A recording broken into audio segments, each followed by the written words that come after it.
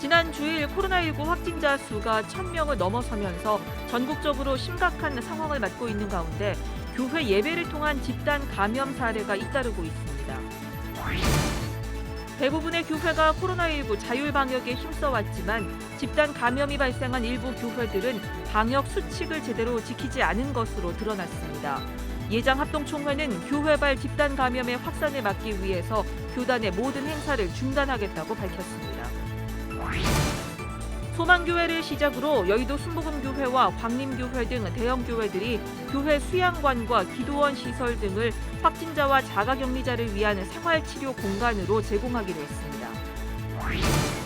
서울 그루터기 교회 안용성 목사가 요한계시록을 하나의 이야기로 인식하고 누구나 쉽게 이해할 수 있도록 해설한 책을 펴냈습니다.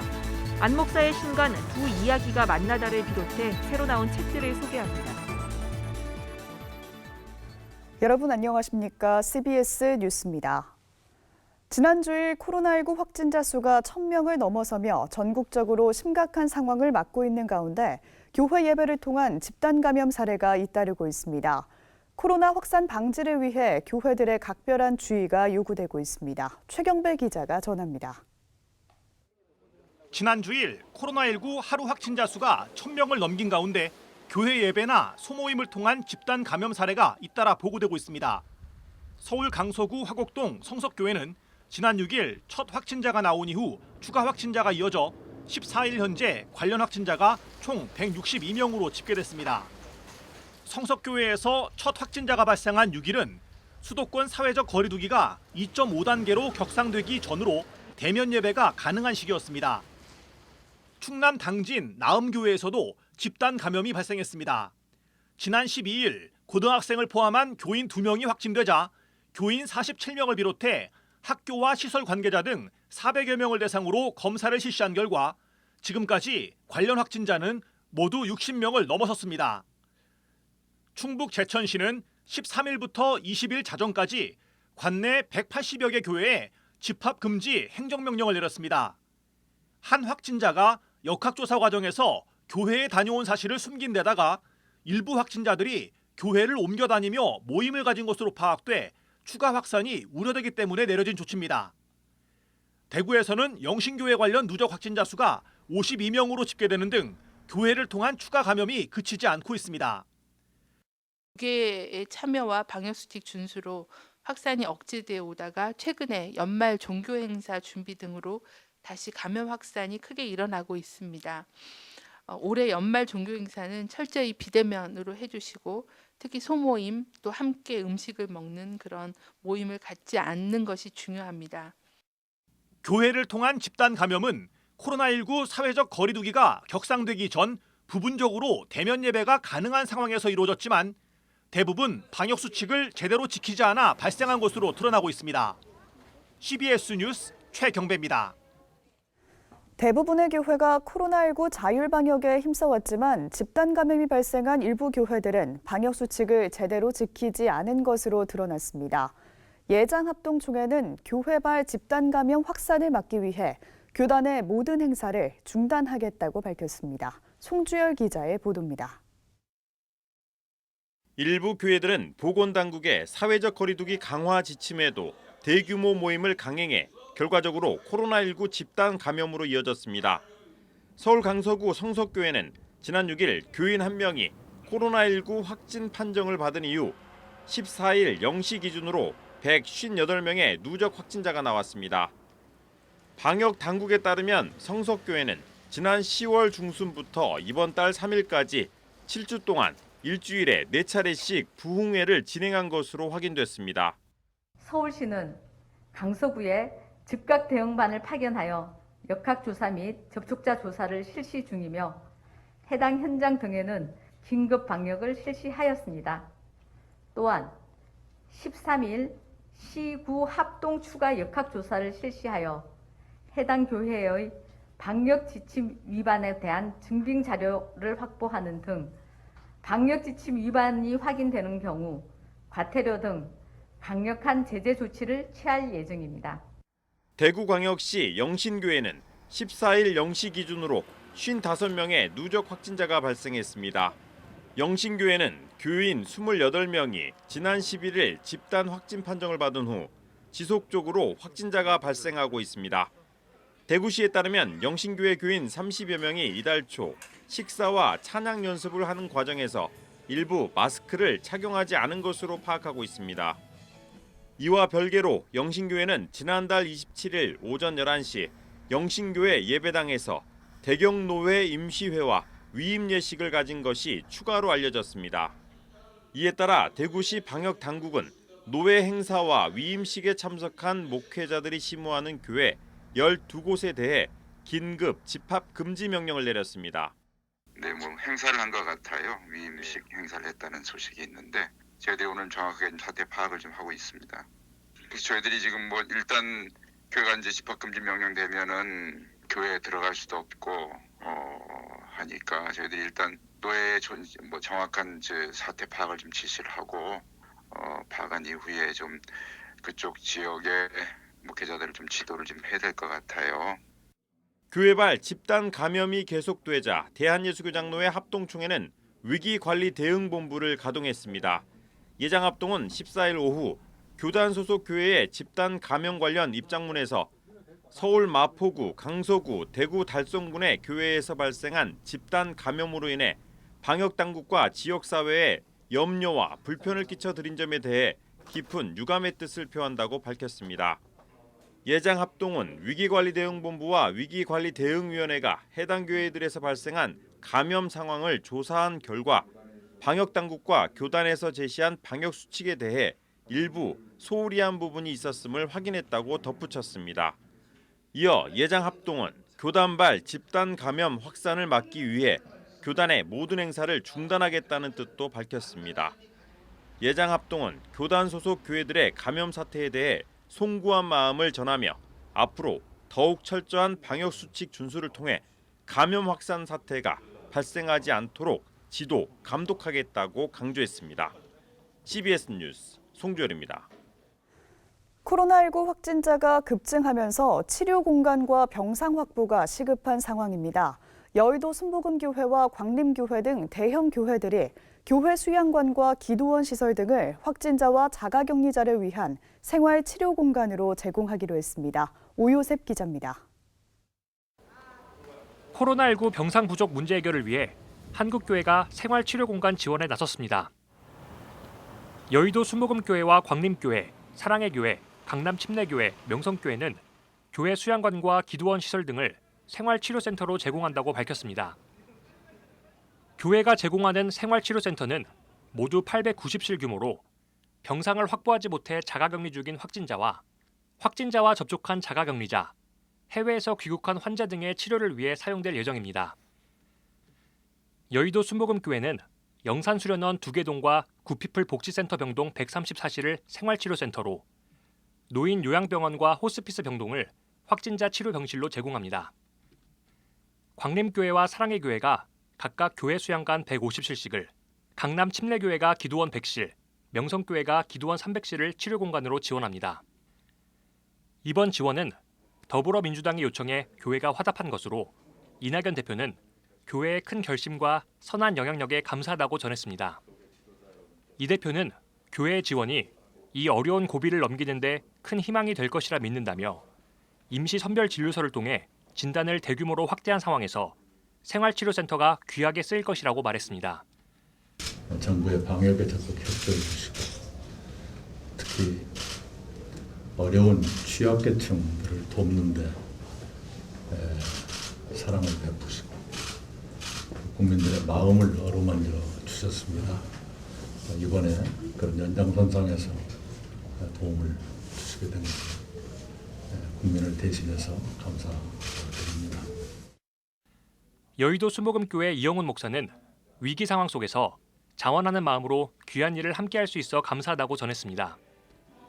이 목사는 코로나19가 종식될 때까지 교회가 정부와 협력하며 방역 지침에 따라 함께 노력할 것이라고 전했습니다.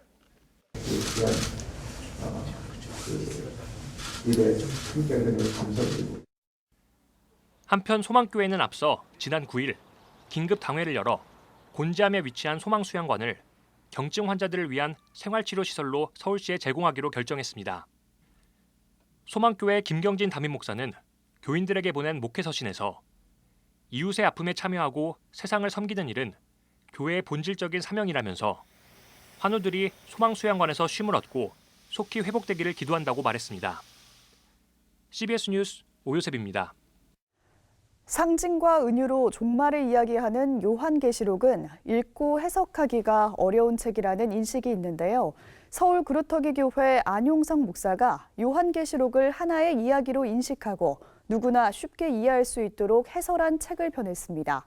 안 목사의 신간 두 이야기가 만나다를 비롯해 새로 나온 책들을 이빈나 리포터가 소개합니다. 신약성서학과 문화연구를 공부한 서울 구루터기 교회 안용성 목사의 신간 두 이야기가 만나답니다. 저자는 요한계시록 역시 하나의 이야기라는 것에 주목해 서사 이론을 통해 요한계시록을 들여다봅니다. 저자는 요한계시록에 서술된 종말 환상 이야기가 기록된 순서대로 역사 속에 일어난다거나 같은 사건들이 반복돼 서술된 것이라는 기존 해석들과는 달리 최종적인 구원을 향해 한 방향으로 나아가는 순차적 진행 구조를 따르고 있다고 해석합니다. 책은 이러한 서사 구조의 이해를 기반으로 요한계시록은 중심 줄거리와 삽입부가 제각기 진행되다 한 곳에서 만나는 한편 종말 환상 이야기가 하늘 어전에서 시작돼 하늘과 땅으로 나뉘었다가 다시 만나는 등 두 만남이 일어나는 책임을 소개합니다. 책의 일부에선 요한계시록의 서사 구조와 신학, 해석 등 개괄적인 논의를 다루고 2부에선 요한계시록 본문을 상세히 해설합니다. 김포 이름 없는 교회 담임 백성훈 목사가 자신이 내고 있는 시편 시리즈의 두 번째 책 시편의 소망을 발표했습니다. 책은 저자가 교회 새벽 예배에서 나눈 말씀을 정리한 것으로 믿음으로 고난을 이겨낸 시편 기자들의 고백을 통해 하나님의 소망을 바라보며 살아갈 것을 이야기합니다. 성경에서 말씀을 깨닫게 될 때, 하나님의 마음을 우리가 알게 될 때 우리는 진정한 위로를 받아요. 우리의 영혼은 거기에서 반응하거든요. 시편을 그렇게 소개하고 싶었어요. 시편에 있는 좋은 말들을 소개하는 게 아니라 그 의미가 무엇인지를 정확하게 여러분들에게 소개하면서 저의 일상에서 일어난 많은 적용들을 더하면 많은 사람들이 진정한 위로를 받지 않을까. 책은 시편 45편부터 72편까지를 다루며 1부에선 고난 중에 소망을 주시는 하나님, 2부에선 믿는 자에게 소망을 주시는 하나님을 이야기합니다. 저자는 이 책을 활용해 매일 시편 한 편씩을 묵상할 것을 권면합니다. 안양 열린교회 김남준 목사가 절기 설교를 모아 책으로 펴냈습니다. 책 김남준 목사의 절기 설교는 저자가 실제 각 절기에 했던 설교 원고를 모은 것으로 신년 예배부터 고난주간과 부활주일, 가정의 달과 추수감사절, 성탄 예배까지 1년 중 가장 핵심적인 기독교 절기의 설교문들을 싣고 있습니다. 저자는 성도들에게 기독교 진리의 중요한 기둥들을 절기를 따라 알게 하고 어려움을 겪는 설교자들에게 도움을 주기 위해 책을 출판했다고 밝혔습니다.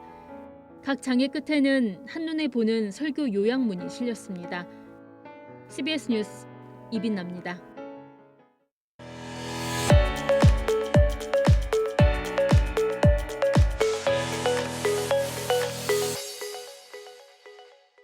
간추린 지역교계 소식입니다. 대전 세로남교회가 교회에서 운영하는 카페 기부액이 20억 원을 넘어 기념 예배를 드렸습니다.